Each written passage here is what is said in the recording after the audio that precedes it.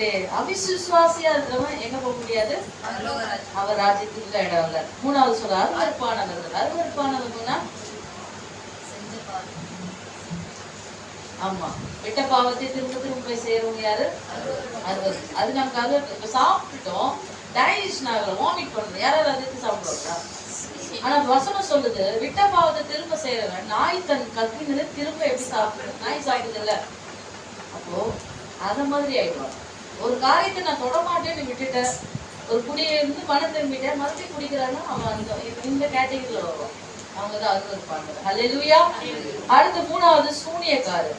யாரு? கொலைபாதகர். ஆமா, கொலைபாதகர் என்ன கத்தி எடுத்து குத்துறதா? காயா போட்டுச்சு அந்த மாதிரியா?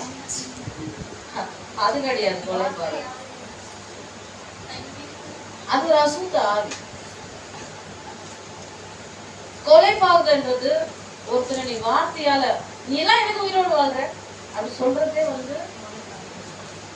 அப்படி சொல்லக்கூடாது. யாரு செத்துல சில பேர்ல என்ன இதுக்கெல்லாம் சிம்பிளா ஃப்ரெண்ட்ஷிப்ல பேசிக்குவாங்க. அவங்களே சொல்லுவாங்க, செத்துல நீ என்ன ஒரு பொண்ணு நான் ஒரு இடத்துக்கு வேலைக்கு பேசுறேன் எடுத்ததுக்கெல்லாம் சொல்லுவா.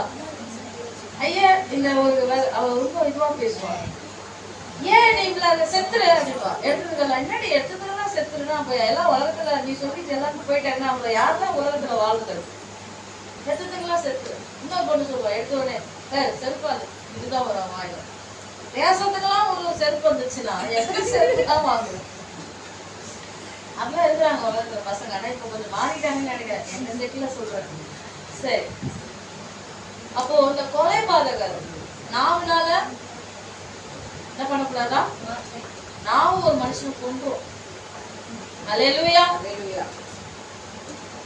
அப்போ இந்த நாவு நீ நல்லா இருப்ப அப்படின்னு சொன்னா வாழ்ந்துருவாங்க.